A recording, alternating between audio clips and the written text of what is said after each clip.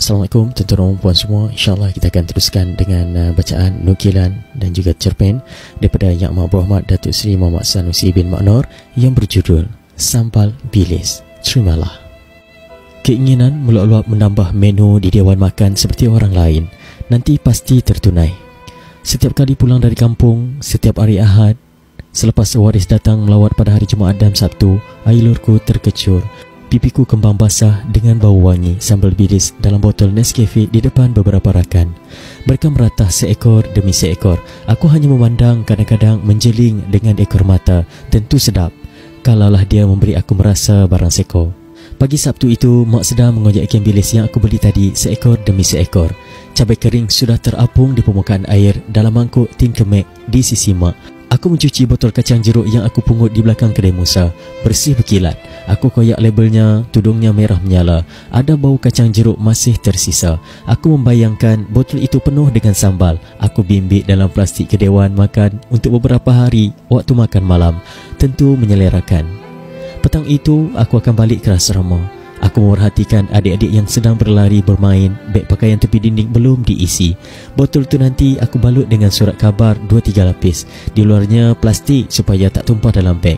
Pak belum balik untuk aku minta tambang dan belanja. Beberapa ringgit pun tak apa, asalkan lepas tambang dan bayar hutang cikgu RM10. Lesung batu Mak mula berbunyi. Sekejap pantas, sekejap perlahan rentaknya. Sekejap menumbuk, sekejap menggesel.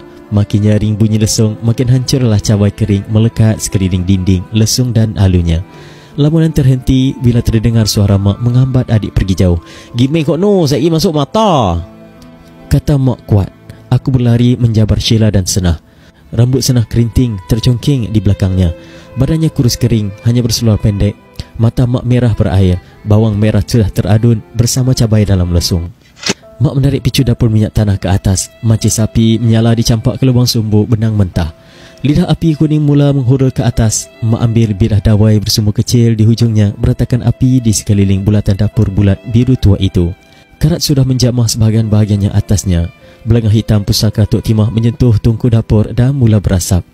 Aku sudah bersiap ketika Pak pulang dari hutan dengan motor Honda Cup C70 yang diberi oleh Cintoyu Kampung Bruna sebagai upah Pak menukang di rumahnya.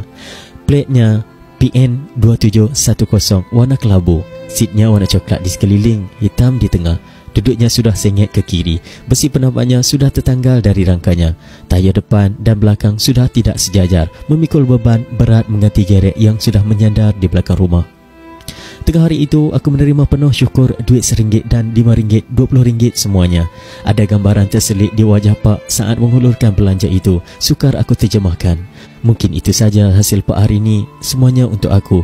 "Belanja jimat-jimat lah siyo. Adik-adik ramai lagi di rumah ni," pesan Pak. Bersalam mencium tangan Mak Pak sebelum berbudaya dalam kehidupan keluarga.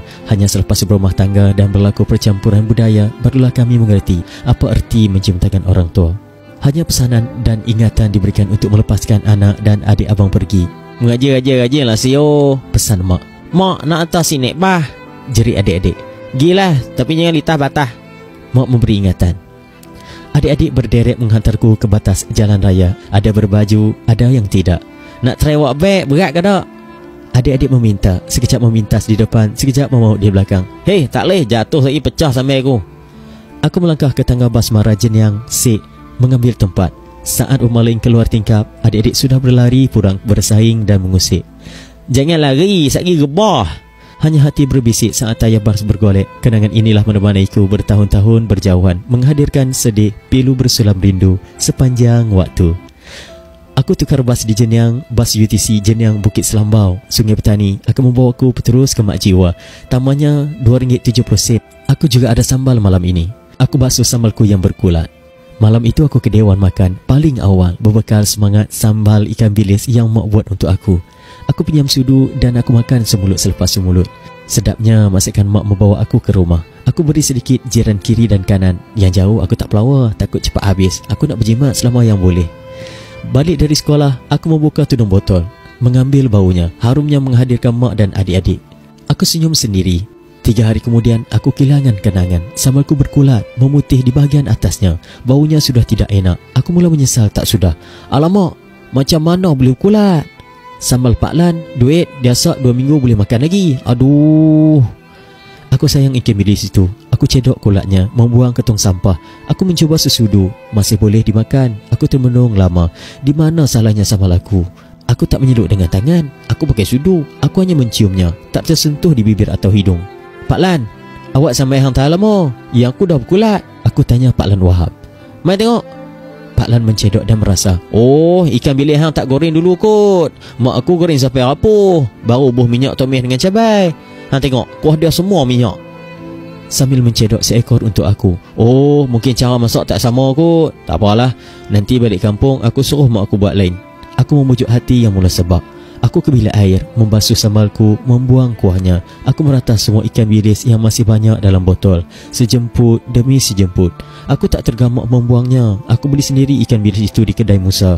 Bukan RM1, bukan RM2. Untuk sebotol sambal aku saja mungkin RM2.50. Bakinya untuk makanan di rumah. Pak Lan tak tahu masa mak masak sambal ni di rumah aku tak ada minyak masak. Bersambung. Itulah dia tuan-tuan dan puan, nukilan daripada Yang Amat Berhormat Datuk Seri Muhammad Sanusi bin Mak Nor yang berjudul Sambal Bilis. Terima kasih.